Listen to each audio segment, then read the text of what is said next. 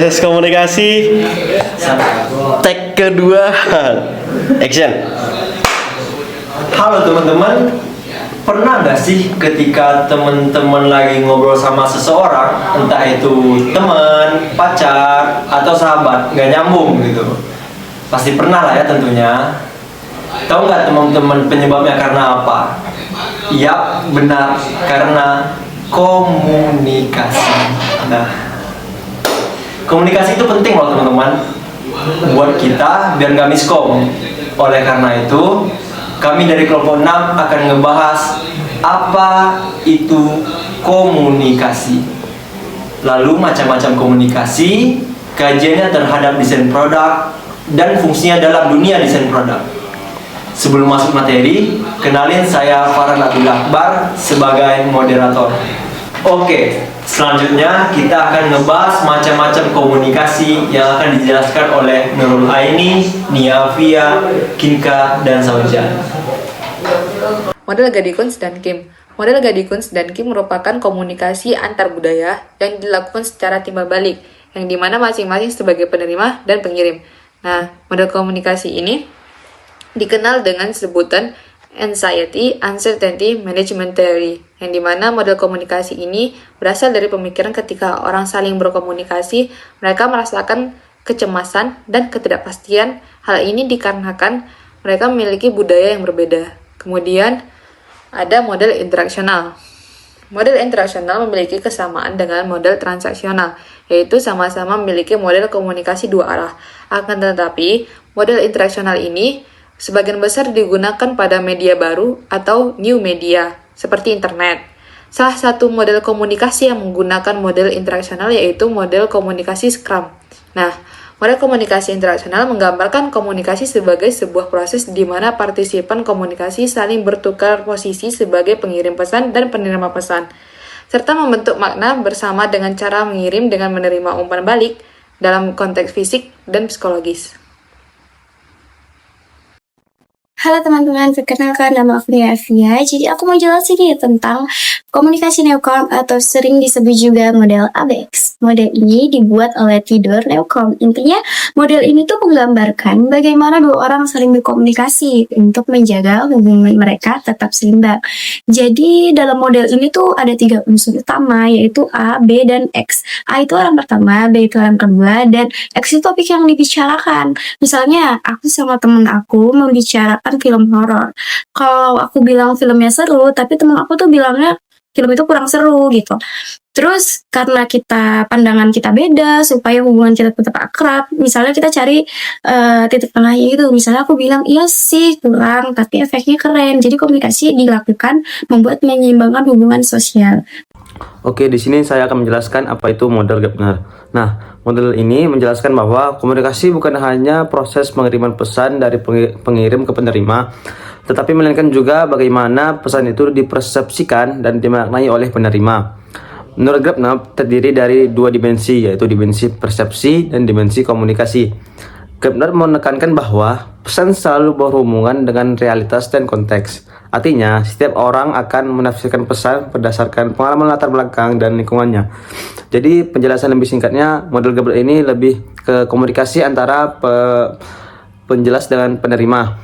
Seperti kita contohnya, seperti melalui media, televisi, atau peristiwa yang telah terjadi. Nah, selanjutnya kita akan lanjut ke model Berlo. Model Berlo adalah model lain yang dikenal luas. Model David K. Berlo yang ia kemukakan pada tahun 1960. Model ini dikenal dengan model SMCR, kepanjangan dari Short, Message, Channel, dan Receiver. Nah, apa yang dimaksud dengan SMCR tadi?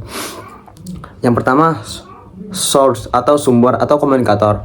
Jadi pihak yang mengirim pesan dipengaruhi oleh keterampilan komunikasi sikap, pengetahuan sistem dan sosial dan budaya. Yang kedua ada message atau pesan. Pesan adalah isi yang disampaikan, terdiri dari elemen kata simbol, struktur, isi pelakuan, dan kode bahasa. Yang ketiga channel. Channel adalah saluran atau media. Jalur penyampaian pesan bisa melalui indera manusia, pendengaran, penglihatan, sentuhan, penciuman rasa, dan maupun media komunikasi. Yang terakhir receiver atau penerima. Pihak yang menerima pesan, faktor yang mempengaruhi penerimaan, mirip dengan sumber, keterampilan, komunikasi sikap, pengetahuan, dan sistem sosial dan budaya. Model DeFleur. Apa itu model DeFleur? Menurut DeFleur, komunikasi adalah proses dinamis yang tidak hanya satu arah. Seperti sumber menyampaikan pesan kepada penerima, lalu penerima memberikan tanggapan kembali kepada sumber. Kayak ngobrol satu sama lain gitu. Kayak sama pasangan, sedang ngobrol gitu kan.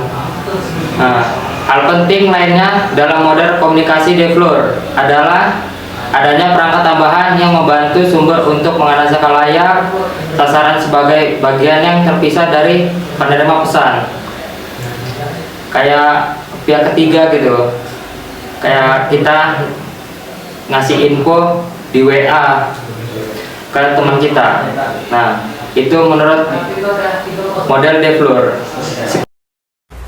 Selanjutnya aku mau jelasin tentang model komunikasi TAPS. Model ini lebih fokus ke proses komunikasi secara lengkap, dari pengirim pesan sampai penerima pesan. Menurut TAPS, komunikasi terdiri dari beberapa unsur utama, yaitu sumber, pesan, saluran, penerima, gangguan, umpan balik, dan juga konteks.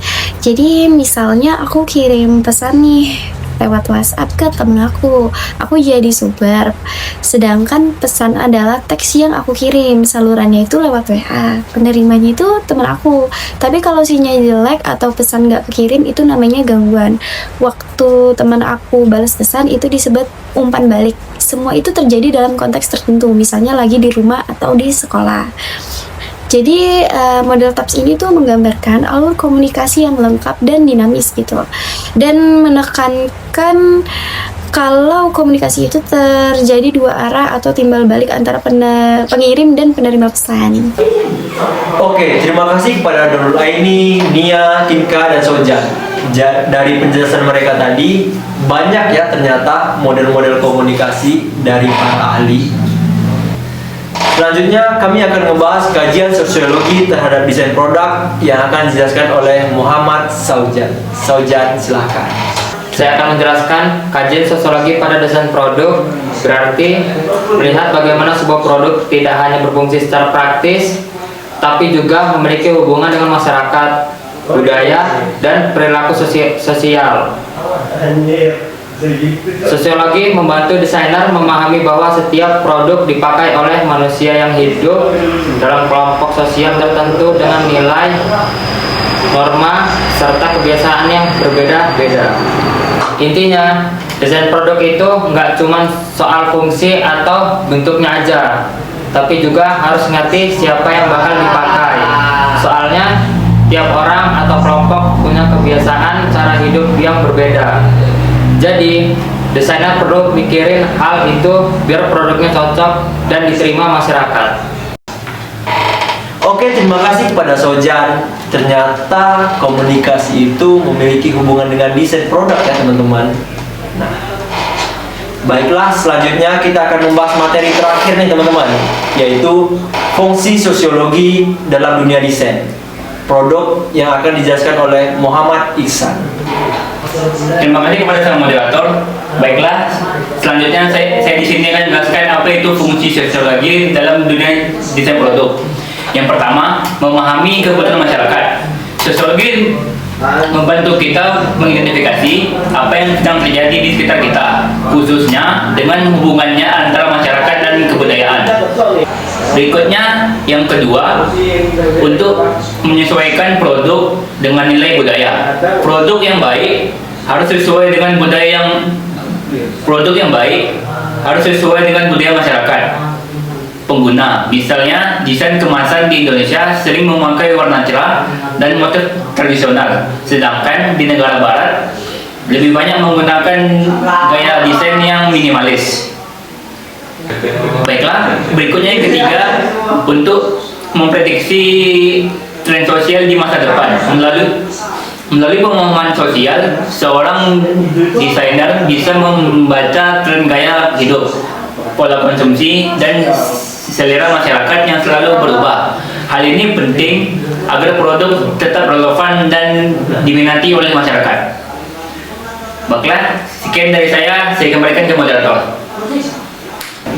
Nah, teman-teman, itulah tadi penjelasan dari kami mengenai komunikasi dari mulai pengertiannya sampai ke fungsi sosiologinya.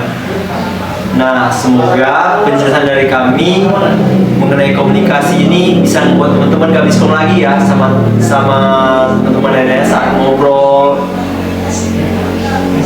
Oke, cukup sekian penjelasan dari kami. Sekian dan terima kasih.